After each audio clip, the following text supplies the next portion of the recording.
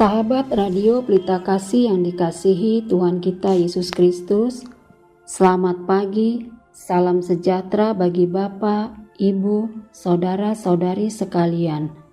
Selamat berjumpa kembali dengan pelayanan Renungan Harian Salum. Bagi Bapak Ibu yang berada di rumah maupun yang sedang dalam perjalanan menuju tempat bekerja, Tuhan Yesus memberkati kita sekalian. Saya Sintua Esther Herawati Borulumban Gaul dengan sukacita akan melayani Bapak Ibu Saudara-saudari sekalian sebagai pelayan pendamping pembawa renungan. Renungan di pagi hari ini dibawakan oleh Pendeta Lamsar Edi Manulang STH dari HKBP Kernolong, Resort Jakarta. Baiklah, kita awali ibadah pagi ini dengan doa yang dibawakan oleh pembawa renungan.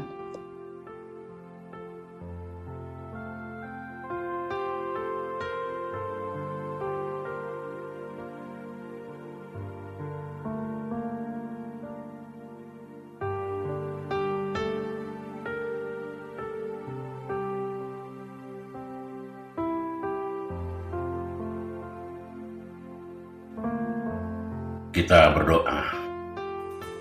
Terpuji Engkau Bapa, Bapa yang Maha Baik, yang selalu memberikan anugerah-Mu setiap saat, yang sampai saat ini masih kami nikmati.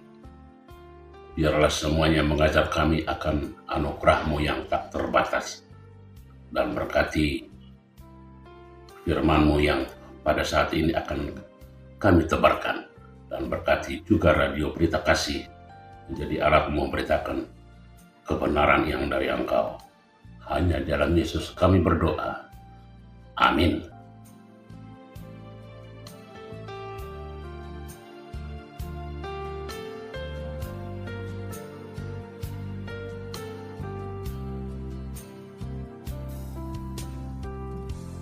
Firman Tuhan yang ditetapkan bagi kita pada pagi hari ini tertulis dalam 1 Samuel pasal 21 ayat 1 sampai 9. 1 Samuel pasal 21 ayat 1 sampai 9. Daud di Nob. Sampailah Daud ke Nob kepada Ahimelek imam itu. Dengan gemetar Ahimelek pergi menemui Daud dan berkata kepadanya, "Mengapa engkau seorang diri dan tidak ada orang bersama-sama dengan engkau?" Jawab Daud kepada Imam Ahimelek, "Raja menugaskan sesuatu kepadaku. Katanya kepadaku, siapapun juga tidak boleh mengetahui sesuatu dari hal yang kusuruh kepadamu dan yang kutugaskan kepadamu ini. Sebab itu, orang-orangku telah kusuruh pergi ke suatu tempat. Maka sekarang, apa yang ada padamu? Berikanlah kepadaku 5 roti atau apapun yang ada." Lalu jawab imam itu kepada Daud, "Tidak ada roti biasa padaku, hanya roti kudus yang ada. Asal saja orang-orangmu itu menjaga diri terhadap perempuan." Daud menjawab imam itu, katanya kepadanya, "Memang kami tidak diperbolehkan bergaul dengan perempuan. Seperti sedia kala, apabila aku maju berperang, tubuh orang-orangku itu tahir, sekalipun pada perjalanan biasa, apalagi pada hari ini, masing-masing mereka tahir tubuhnya." Lalu imam itu memberikan kepadanya roti kudus itu, karena tidak ada roti di sana kecuali roti sajian. Roti itu biasa diangkat orang dari hadapan Tuhan, supaya pada hari roti itu diambil, ditaruh lagi roti baru. Maka pada hari itu juga ada di sana salah seorang pegawai Saul yang khususnya melayani Tuhan, namanya Doeg, seorang Edom, pengawas atas gembala-gembala Saul. Berkatalah Daud kepada Ahimelek, "Tidak adakah padamu di sini tombak atau pedang? Sebab baik pedangku maupun senjataku tidak dapat kubawa, karena perintah raja itu mendesak." Kemudian berkatalah imam itu, "Pedang Goliat orang Filistin yang kau pukul kalah di lembah Tarbatin, itulah yang ada di sini, terbungkus dalam kain di belakang efod itu. Jika engkau hendak mengambilnya, ambillah. Yang lain tidak ada, hanya ini," kata Daud. "Tidak ada yang seperti itu. Berikanlah itu kepadaku." Demikianlah firman Tuhan. Dan sebagai ayat pembimbing bagi kita, yaitu ayat 3. "Maka sekarang, apa yang ada padamu, berikanlah kepadaku 5 roti atau apapun yang ada."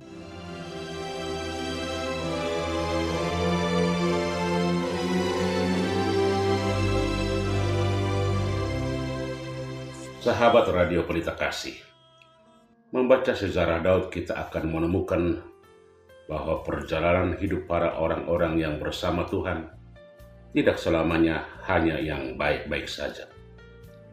Tetapi banyak hal yang sering membuat kita berpikir ulang.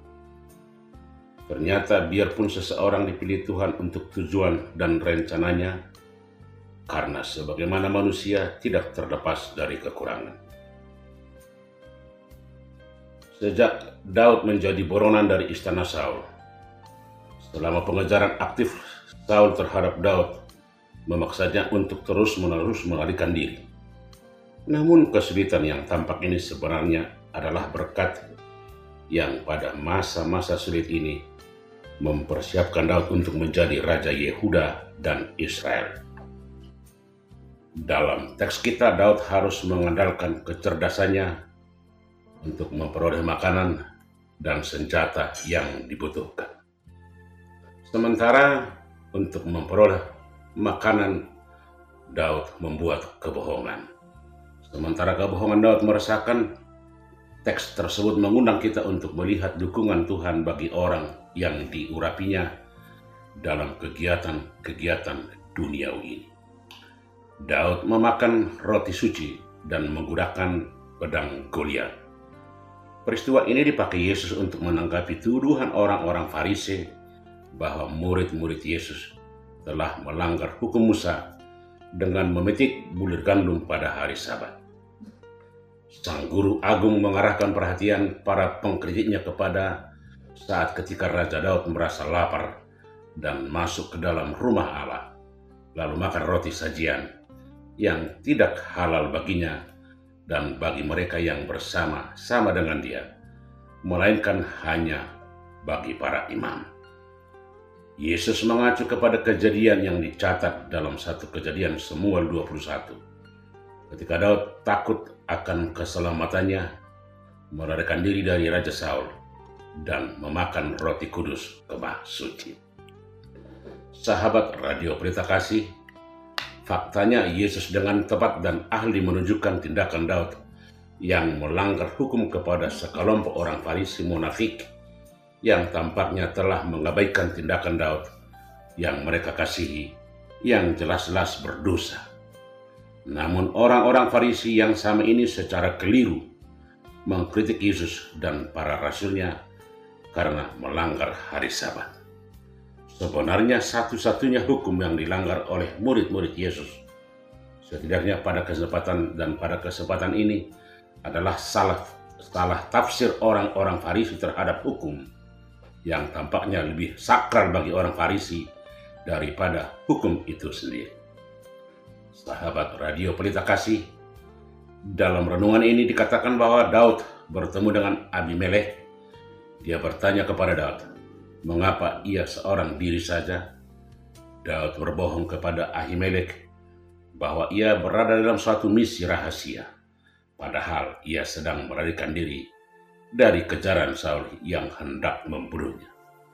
Karena kebohongan itu, Ahimelek menjadi salah menarik kesimpulan ketika memahami perkataan Daud, mengenai perkataan Daud dan keadaan dan bagaimana kondisinya. Sebenarnya apa yang dikatakan Daud kepada Ahimelek tidaklah dapat dibenarkan, sehingga dapat diketahui bahwa ia berdasarkan alasan yang salahlah Daud memperoleh roti sajian dan memperoleh pedang Goliat. Kedatangan Daud ke Nob membawa suatu masalah besar bagi para imam dan penduduk daerah Nob. Karena setelah Doeg melaporkan kedatangan Daud ke sana, Saul menganggap bahwa Ahimelek bersekongkol dengan Daud. Saul menjadi marah dan tidak mau mendengarkan penjelasan Ahimelek. Kemudian ia menyuruh memenggal kepala para imam, bahkan sampai kepada pembantaian penduduk, bahkan ternak di Nob. Walaupun dalam keadaan yang terdesak dan sebagainya, Daud tidak menggunakan kekuatan dan kekuasaan yang dimilikinya untuk menghakimi atau membalas tindakan yang dilakukan Saul kepadanya. Namun ia tetap sabar dalam pelariannya dan membiarkan Tuhan yang melakukan penghakiman dan penghukuman kepada Saul. Bisa dikatakan kedatangan Daud ke Nob untuk memperlengkapi dirinya, baik secara jasmani maupun secara rohani. Secara rohani ia menerima roti kudus, dan salah satu syarat untuk menerima roti kudus adalah menjaga kekudusan. Secara jasmani di Nob Daud mendapatkan pedang Goliat, musuh yang pernah ia kalahkan. Sahabat Radio Pelita Kasih, hukum Taurat diadakan untuk memberikan kedamaian kepada manusia. Walaupun dalam pelaksanaannya, hukum Taurat memberikan peraturan-peraturan yang keras dan tegas. Ketika seseorang berada dalam keadaan yang terdesak dan harus memperhitungkan mana yang harus dilakukannya antara kewajiban seremonial dan kewajiban moral, maka hendaklah orang tersebut lebih memilih dan mendahulukan kewajiban moral. Semoga kita terberkati. Amin. Kita berdoa. Terima kasih Tuhan untuk berkat dan firman-Mu hari ini yang menguatkan dan membimbing kami untuk mengambil keputusan yang terbaik dalam setiap kehidupan kami. Di dalam Yesus kami berdoa. Amin.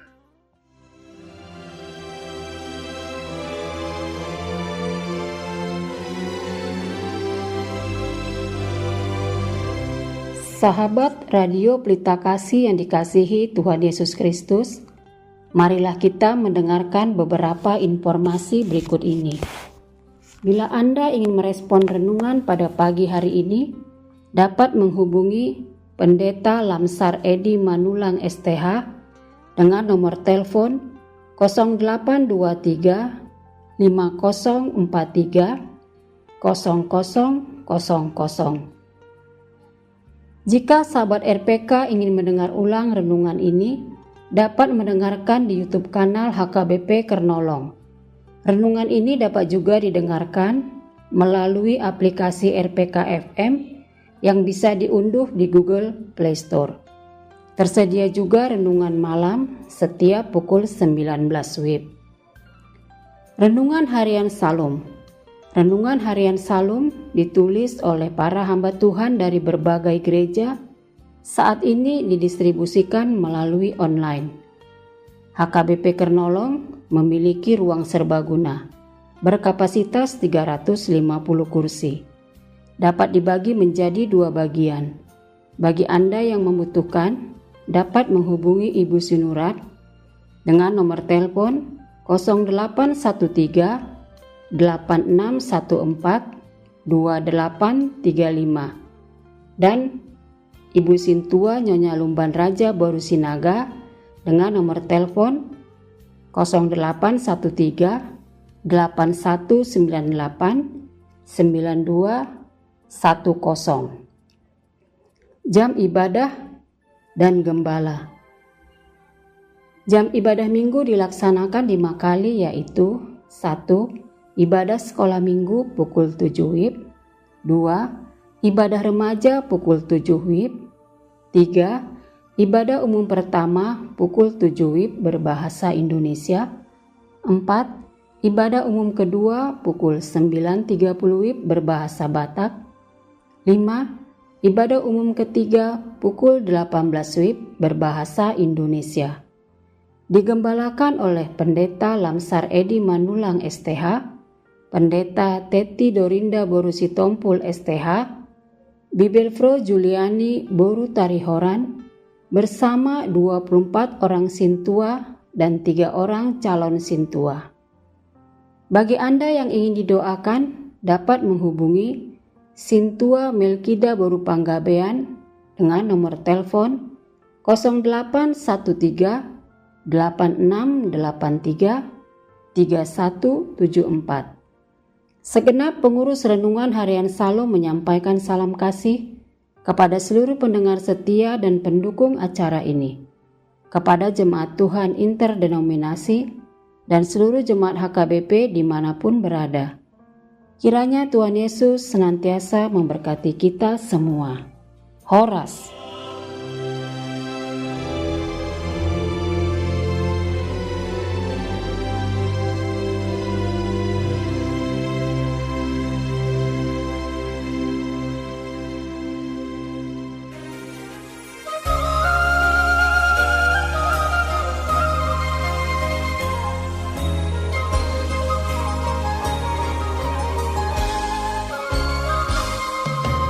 Bunga tekas di matahari.